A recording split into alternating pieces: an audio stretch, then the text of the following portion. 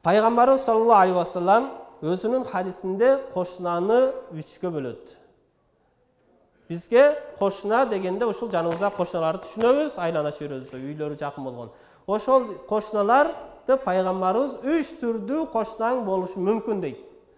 Кандай қошыналар болушу мүмкүн? Аларды биринчи билип, андан кийин пайгамбарыбыз алардын акысын да бизге айтып атат. Қошунанын акысы кандай болуш керек? Бул өтө кадыртүндүү тосолу, бирок кошуна менен болгон мамилени билбесек ал болбой калат. Ошондуктан ушул нерсеге жакшылап көңүл бөлүп алалы. Кандай кошунабыз бар, ал кошуналардын акысын билип алалы. Кошуна акысын жеп койсок, эртең күнү кыяматта Аллахым кечирбейт. Намаз окубай, орозо кармай койсок, мүмкүн кечириши мүмкүн Аллахым өзүнүн акысын. Бирок пенденин акысын кечирбеймин дейт. Кошунанын акысын кечирбеймин дейт. Пайгамбарыбыз саллаллаху алейхи вассалам өзүнүн хадисинде мындай дейт: Ал-жирану саласатун. Кошуна 3 түрдүү кошуна болот дейт. 3 түрдүү кошуна болот экен. Биринчи кошуна. Жарун лаху хаккун. Ушундай бир кошунаң бар дейт. Ал кошунанын акысы, сага болгон акысы, кошуналык болгон акысы дейт. Ал кандай киши дегенде пайгамбарыбыз айтып атат. Бул хадис. Ва хуал мушрик дейт. Ал мушрик инсан дейт. Биз жана ушунчалык жийиркенип аткан мушрик, капыр, ширк келтирген инсанды пайгамбарыбыз ал сенин кошунаң дейт. Ошол мушриктин дагы, ошол орустун дагы сага акысы бар дейт. Көрдүңүзбү? Ислам дини кандай ушунча мээримдүүлүктүн, курбанчылыктын, кичпейилдүүлүктүн дини бул. Рахмат болгон дин. Ома арсалнака илля рахматал лил аламин дейт. Мен сени ааламга рахмат кылып, мээримдүүлүк үчүн жибердим дейт пайгамбарыбыз. Алла таала айтып атат. Мээримдүү болгон пайгамбарыбыз мээримдүүлүктүн динин алып келген. Шариятыбыз ушундай шарият. Bir кошуна дейт, ал мушрик кошуна дейт. Анын сага болгон акысы, ошол кошуналык акысы бар дейт. Кошуналык акысы бар экен анын. Мушрик болсо дагы, орус болсо дагы, мейли ал киши орус кошунаңыз болсо дагы, унутпаңыз, пайгамбарыбыз айткан бир акысы бар экен деп билиңиз. Ал ошол кошуналык бир акысы бар. Ал акы кандайча? Пайгамбарыбыз ал акындагын айтат. Ва жарун лаху хаккани дейт. Дагы бир кошунаң бар дейт. Ал кошунаңдын сага болгон 2 акысы бар дейт.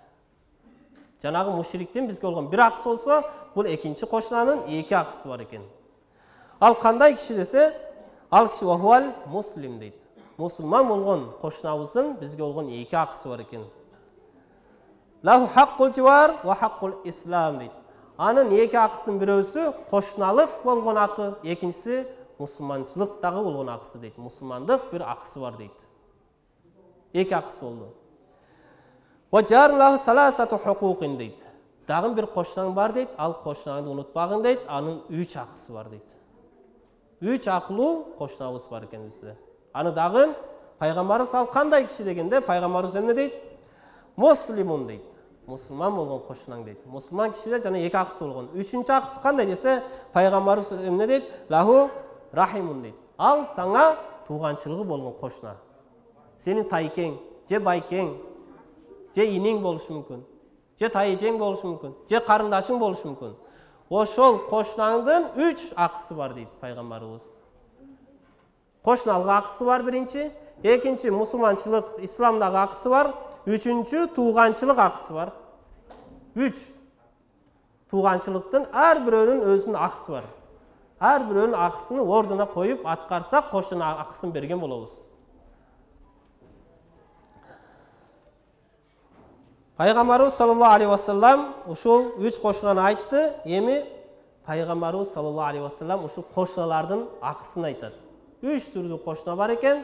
3 түрдүү кошунанын акысы эмнеде турат алар? Акысын аткаруу үчүн алардын акысын билип алганыбыз өтө жакшы нерсе. Пайгамбарыбыз саллаллаху алейхи вассалам бир хадисте мындай дейт: "Ман агhlaqa babahu duna jarihi makhafatan ala ahlihi wa malihi falaysa zalika bimu'minin" дейт. Bir insan deyt, bir insan özünün agorotun, özünün darvazasın koşnasına karab kulttab koysa deyt, malını ayap, özünün bala çakasını körsetpeymin dep, korosun jağıp kulttab koysa deyt koşnasına karatıp. Al insan deyt, momun kişi emes deyt al. Gördünüz mü? Murda ayılda, az şardı emes, ayılda uşunday bolçu, ayılda büt koşnalardın Bir-birini көрүп, bir-бирине эшиктери ачык турчу, bir-бирине кирип чыгып, ушундай кабар алып турчу. Бирок азыркы учурда ушунчалык бийик бараталарды коюп, бийик дуалдар менен короозду тосуп алдык. Пайгамбарыбыз андай кылган туура эмес дейт.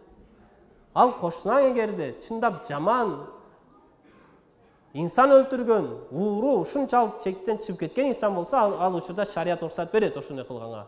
А бирок жөнөкөй эле бир мусулман бир кошунаңа ошентип эшиктин култап ошондой кылганды шарият уруксат бербейт. Кошунанын акысы болот ал дагы. Пайгамбар саллаллаху алейхи вассалам бул хадистин уланысында мындай дейт. Валайса бимуъминин ман лам яъман жаруху баваиқуху дейт. Ушундай дагы сен мусулман эмессиң, момун эмессиң дейт. Эгер кошунаң сенин жамандыгыңдан аман болбосо дейт. Сенин жамандыгыңдан кошунаң аман болбосо, сен мусулман эмессиң дейт. Момун эмессиң дейт пайгамбарыбыз. Көрдүңүзбү? Сиздин жамандыгыңыздан кошунаңыз амандыкта болуш керек. Сизден жамандык көрбөш керек. Жамандык көрсө, сен мусулман эмессиң дейт.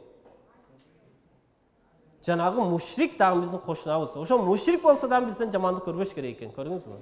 Пайгамбарыбыз башка хадистин айтат.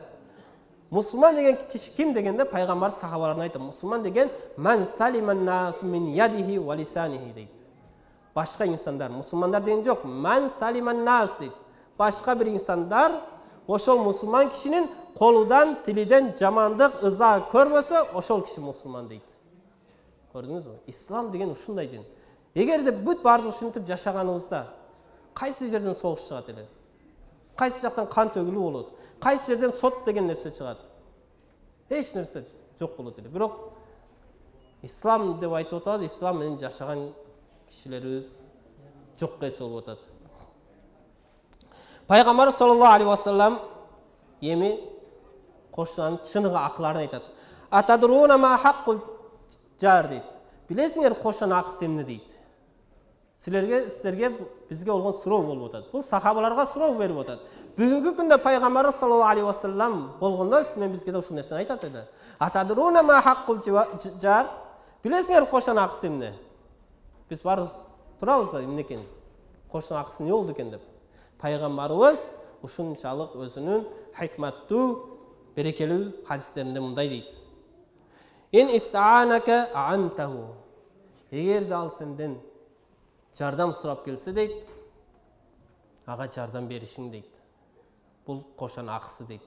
Жанагы биз айткан мушрик болгон, Аллага шерик келтирип аткан кошунабыз дагы бизге кел бир тууганым, кел паланча, могу нерсени мага көтөрүшүп койчу деп жардам сурап келсе, биз ага жардам берип коюшубуз бир кошуналык нерсени аткарып атабыз. Биз мусулманбыз, мейли ал мушрик болсун, бизден жамандык көрбөсүн. Пайгамбарыбыз бул хадистин уланысында кошунан акысын дагы айтат. Ва ин истaqralaka iqrasthu дейт. Эгер дейт сенден карыз сурап келсе дейт, кошунаң дейт. Карыз бер дейт ага дейт. Көрдүңүзбү? Кошунан акысы ушул. Кошунаң акчасы жок, сен ишин каккылап келген учурда дейт, карыз берип турчу. Баламды окууга тапшырып алайын. Карыз берип турчу, конок келип калды десе дейт, карыз бер дейт ошол. Кошунан акысы ошол дейт. Ва ин ифтакара утта алейхи дейт. Эгерде кедей болуп калган болсо дейт, факир болуп калган болсо дейт, аны барып зиярат кылгың дейт. Көрдүңүзбү? Үйүндө эчтеке жок болуп турса, аны барып өзүң бар дейт. Кошунан келгенче. Эмне сен кыйналып жатасың, эмне нерсе жетишпей атат деп, аны барып зиярат кылгың дейт. Ва ин мараза уттаху дейт. Эгер ооруп калса дейт, аны барып зиярат кылгың дейт. Кошунаң ооруп калса, зиярат кыл дейт. Жанагы мушрикти ушунчалык жек көрүп аткан мушригибизди Алла пайгамбарыбыз эмне дейт? Барып зиярат кыл дейт. Бул пайгамбарыбыз бул нерсени өзүнүн тили менен айтып атат. Бирок амалыны, тарыхын окуп көрсөк, пайгамбар ушунун бүт баарын аткарып келген жашоосунда. Канчалаган мушриктер, канчалаган еврейлер, яхудилер, христиандар ооруп төшөгүндө, өлүм төшөгүндө жатып калганда, пайгамбарыбызды сен ырчысың, сен акылың жок деп таш менен урган мушриктин балдары төшөктө жатып калган учурда пайгамбарыбыз ооруп калган учурда кошунан акысын берип барып зиярат кылган. барып зиярат кылган учурда ошол жерде канчалаган еврейлер, христиандар ошол жерде пайгамбарыбыздын ушул кул мүнөзүн көрүп туруп, ошол жерде ла илаха иллаллаху Мухаммад расул деп иман келтиришкен. Көрдүңүзбү? Сиз мен биз бүгүнкү күндө пайгамбарыбыздын үммөтүмүн, пайгамбарыбыз менен чогуу, сахабалар менен чогуу Фирдаус бейишинде болом десеңиз, ушул амалды аткарышыбыз керек. Кошунаңыз менен ушундай болушубуз керек. Ал мусулман бир тууганыбыз, тууганчылык мамиле болсо анда өтө көп нерсе талап болот. Пайгамбарыбыз дагы бул хадистин уланысында эмне дейт? Вайн мата шахидта жаназатаху дейт. Эгер жанагы мушрик эмес, мусулман болуп калса анын акысы эмне дейт? Ал каза болсо дейт, аны барып жаназасына катышкын дейт. Жаназасына катышуу бул мусулманчылык кошунанын, мусулман болгон кошунанын бир акысы болот дейт. Вайн асаба хайрун ханнатаху. Эгер де ошол кошунага бир жакшылык жеткен болсо дейт, аны куттуктап, ага жакшы ниетиң айтып кой дейт. Орус кошунаңыз квартирада жүрүп, бир күн сизге жаныңыздагы үйдү сатып алып сизге кошсоңузса, ошол үйүң сага берекелүү болсун, жакшылык алып келсин деп тилеп коюңуз. Бул шариатта эч бир тыйылган нерсе эмес. Эгер де бир тууганыңыз же мусулман болгон болсо, машина алды, же уулду болду, же кызды болду, ал кишиге сиз жакшылык менен куттуктап, жакшы ниет айтып коюу бул кошунанын дагы бир акысы дейт. Пайгамбарыбыз ошол акындагын айтып атат. Андан кийинки акысы вайн асабатху мусибатун азайтаху дейт. Эгер дагы бир проблема, бир кайгы каба жетип калса дейт, ошол кошунаңыздын атасы өтүп кетиши мүмкүн. Бир тууганы каза болушу мүмкүн. Же жакшы көргөн кичинекей уулу каза болуп калса дагы, мейли ал мушрик болсо дагы, биздин динден эмес болсо дагы, ошол кошунага барып бир көңүл айтып кой дейт. Бир көңүл айтып, сабыр кыл деп, бир аз көңүлүн көтөрүп кой дейт. Ислам дини ушундай дин. Ислам дини ушундай тазалык, мейримдүүлүктүн, ырайымдуулуктун, боорукелдиктин дини болгон дин. Пайгамбарыбыз саллаллаху алейхи ва саллям аягында эмне дейт? Вала тастатил алейхи бил бина дейт. Кошунаңа, ушундай бийик дуал менен кошунаңдын огородун тосуп албагың дейт.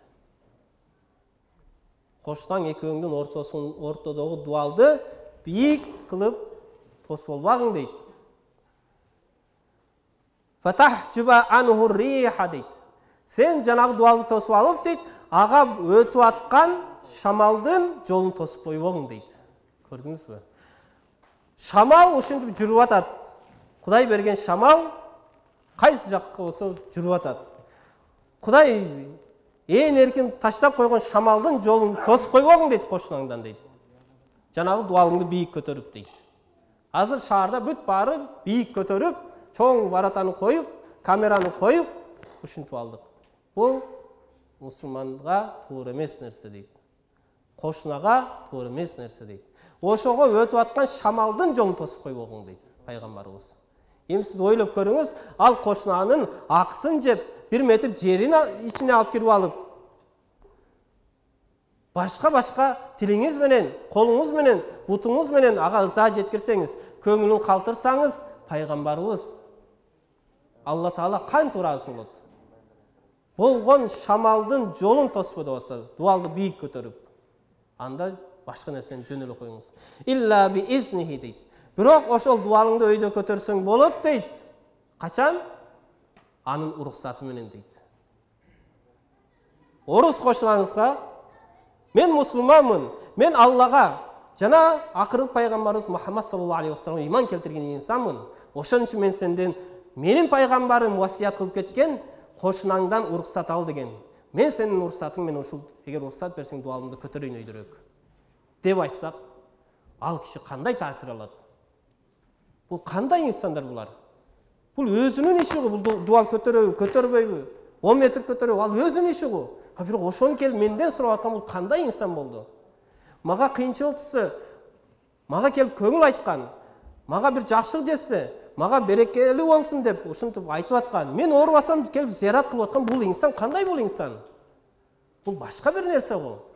Бул жашап аткан дин, бул окуп аткан Куран башка бир нерсе го деп жанагы мушрик болгон кошунаңыз сизге кайрылып баштайт, сура баштайт. Бул нерсен кайдан, бул мамиле кайдан келип атат сага? Ким айтып атат деп. Көрдүңүзбү? Ошон үчүн биз бир туугандарыбыз менен, кошуналар менен ушундай мамиледе болушубуз керек, бир туугандар. Бул нерсени айтып, эгер кошунанын акысы ушунчалык болгон болсо, сиз ойлоп көрүңүз, устаздын, ата эненин акысы канчалык болушу мүмкүн? Hazreti Ali radhiyallahu anh айтат: "Ман алламани харфан фақат сайярани абдан" дейт. Кимде ким мага бир тамганы үйрөтүп койгон болсо дейт, бир тамганы үйрөтсө дейт, ал мени өзгө кул кылып алыптыр дейт. Устаздын акысы ушунчалык ойдо дейт. Эми сиздин бул дүйнөгө, жарык дүйнөгө келген ата энеңиздин акысы канчалык болот? Кошунанын акысы ушунчалык болсо, ооруса барып зиярат кыл дейт, карыз сураса карыз бер дейт, жардам сураса жардам бер дейт. Мушрик болсо дагы дейт. Эми сиз менен бизди бул дүйнөгө, жарык дүйнөгө келип, сиз менен биз ушунчалык тарбиялап, чоңойтуп койгон апабыздын акысы канчалык болот? Ошон үчүн пайгамбарыбыз саллаллаху алейхи ва саллям айтат: "Ал жаннату тахта aqdamil ummahat." 5 апаңдын кадамынын астында дейт. 5 издеп мечит эмес. 5 издеп башка жак эмес дейт. 5 бул кадамдын астында жатат дейт. Апаңдын кадамынын астына жыгылып, апаңды ыраазы кылып, апаңдын дуасын алсаң, ошондо сен 5ке жетесиң дейт. Увайс Карани сахаба ушунчалык, бул сахаба пайгамбарыбыз убагында жашап, апасы үчүн пайгамбарыбызды тирүү кезинде көрбөй калган. Бирок пайгамбарыбыз аны тирүү кезинде айткан: "Мен 5-тин жытын жыттап жатамын" деген. Көрдүңүзбү? Апаларды сыйлайлы. Өзүбүздүн келинчегибизди сыйлайлы. Келинчегибиз бизге келинчек болсо дагы уулубузга, кызыбызга апа болуп атат. Уулубуздун, кызыбыздын бейиши ошо келинчегибиздин кадамынын астында жатат. Апаларыбызга ушунчалык сак бололу. Өтүп кеткен болсо садака берели, дуа кылалы артынан. Тирүү болсо дуа кылалы. Карыз эмес, белек кылып, белектери берели. Карыз сурап акча бербейли. Кошунага карыз берсең болот. Бирок өзүң апаңа, атаңа, бир тууганыңа колдон келишинче жардам берели.